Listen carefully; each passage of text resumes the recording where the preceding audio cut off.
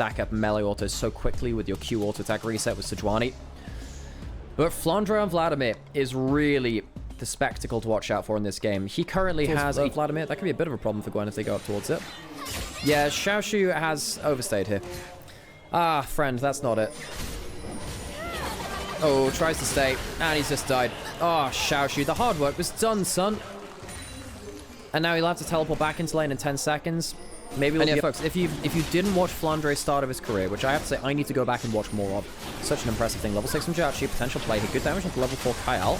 Good stun on there too. Passive leading onto Leona, but that's a ult from the Sejuani, and a kill goes over to anyone's legend to start off things. Jirachi jumps over the wall. He's starting to stack up his lethal tempo. Can he get more damage onto that? Shanks misses his ultimate, and Tarzan is stuck on the wrong side of the wall. Jirachi doesn't have himself, well, he could have maybe flashed over, chooses not to. Tongyuan chooses to do so instead though, and picks up a second kill. 2 for 2 in the bot side.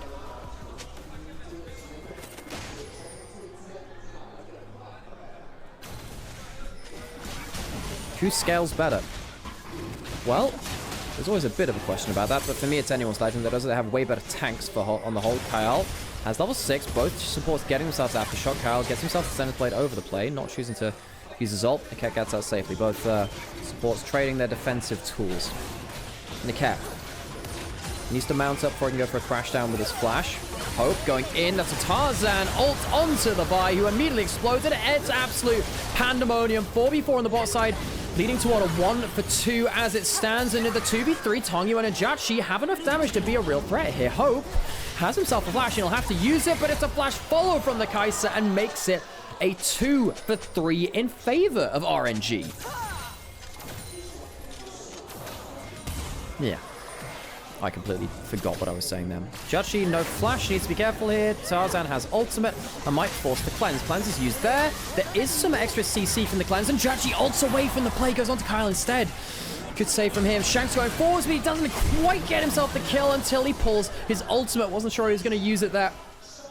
Goes through, uses the flash. Jirachi, clever escape at first, but not enough for the end of the fight. Kill pulled back.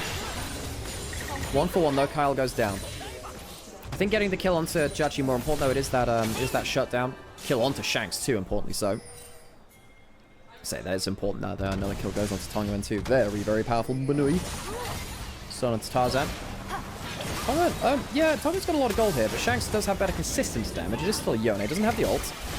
Damage all the same. The cat flying in the turret gets himself the shield. Well, all this is happening. Siesta flash. But it's really hard to make a player's Vi onto that Vladimir. He has Cosmic Drive stacked up. He had Swiftness Boots. Has himself flash. They're going in towards a play. Jungle support caught up in the combo by Niket. The resistance is starting to get shred. Jirachi untouched. For now, here comes Vladimir, but can they finish the kill? He gets himself into a W, and that is a lot of healing back, but it's not enough. It's not enough. Flandre goes down using both summoners, and the Fed member of the Vladimir can't do enough because Shanks isn't at the play either. They run out of damage. And RNG pick up some great kills in topside. Vladimir down. Sejuani, Leona down. They're winning in the jungle support battle. And the Vladimir, too early into the game for him to be going for like one-shot plays like that. Shanks gets himself a Terror on the other side. He'll be happy to get that individual gold onto the Yone, but some big...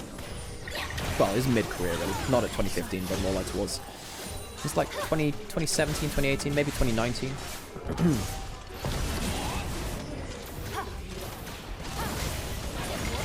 Right. Herald.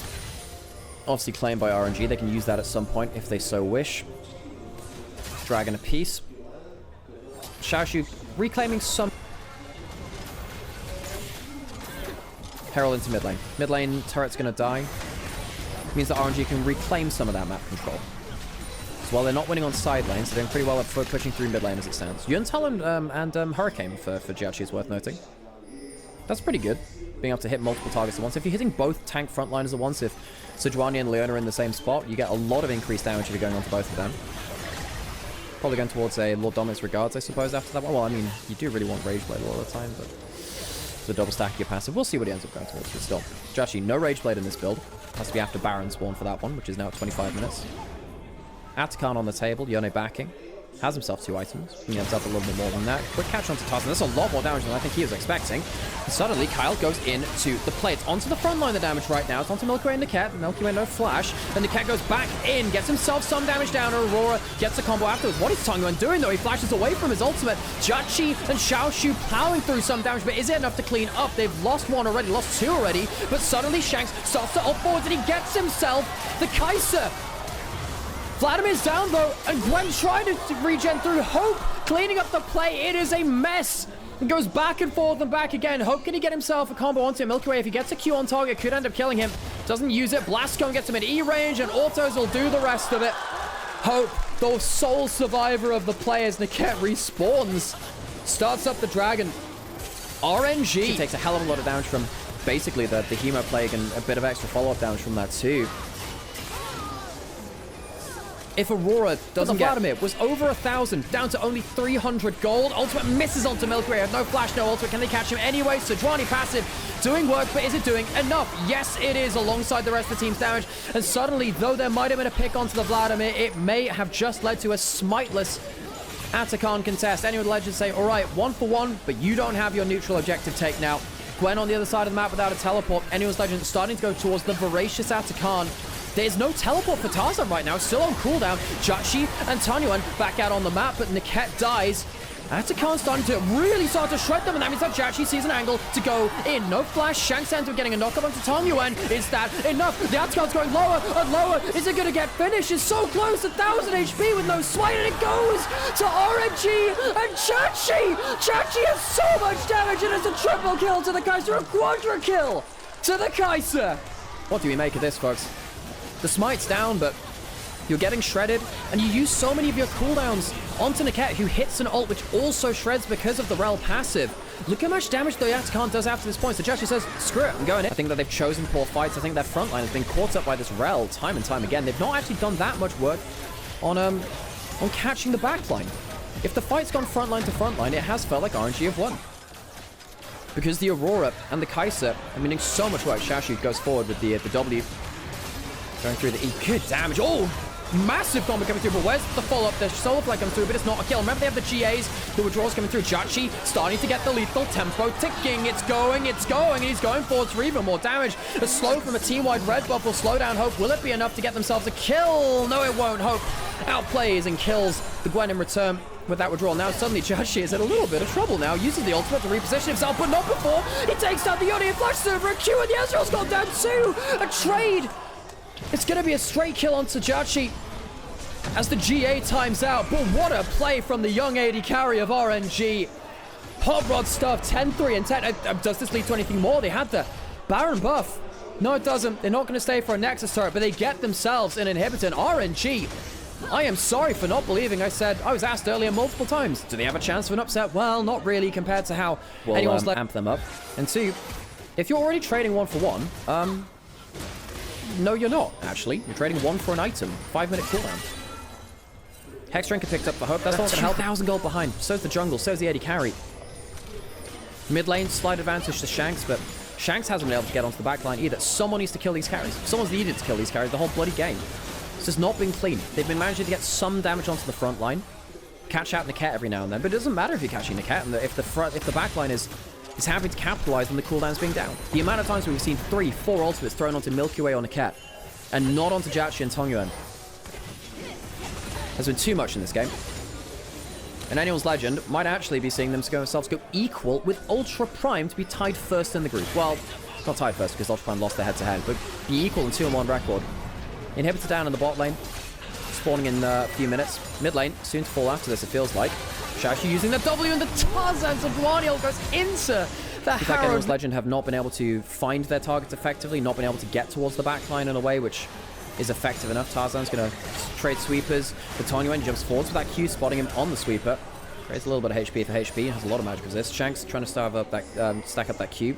They spot the Baron getting started. Tongyuan trying to get some poked down. Gets some onto Shanks. Milky Way hovers over the wall, and they go on to Flandre, forced to W. That feels like it's a mistake for Milky Way, potentially, and that's actually Aurora getting caught by Shanks. Shanks does get his value, and the Aurora goes down. What about Chachi? What can he do? Can he do anything?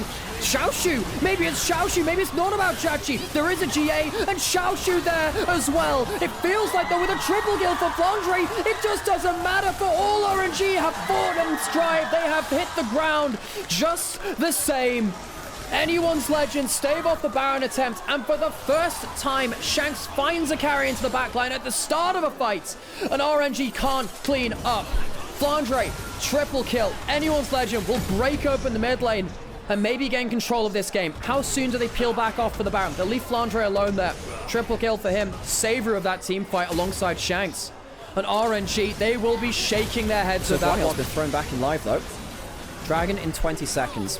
No soul as it stands. Milky Way, can you get a better ult this time? There was no follow-up onto the Flandre Vladimir the last time around. Tiny Yuan going forwards and gets a good combo onto Kyle. Is that going to be enough to get a kill? Kyle gets some CC back, and Shanks misses his ult. That's important. That's one of their big tools gone, but there's a 3-man E from Flandre, and Shanks gets his Q. Again, the damage is starting to come through from all maps. Everyone does so much damage, and it's Xiaoshu this time, which actually can carry the fight. Hope goes through into a Zhong, but is it enough? Does he have another E? Yes, he does for now, but he doesn't have the damage.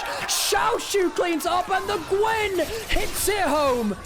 Anyone's Legend reclaim control of the game, but they threw it just as quick, despite having themselves the Baron buff. There's a Nexus turret alive. Xiaoshu can't run towards it immediately. But with these death timers, RNG, despite the throw at the Baron, will have made it to a win against Anyone's Legend. There will be no 3-0 group in the first round robin. RNG complete the upset, and Anyone's Legend fall to them.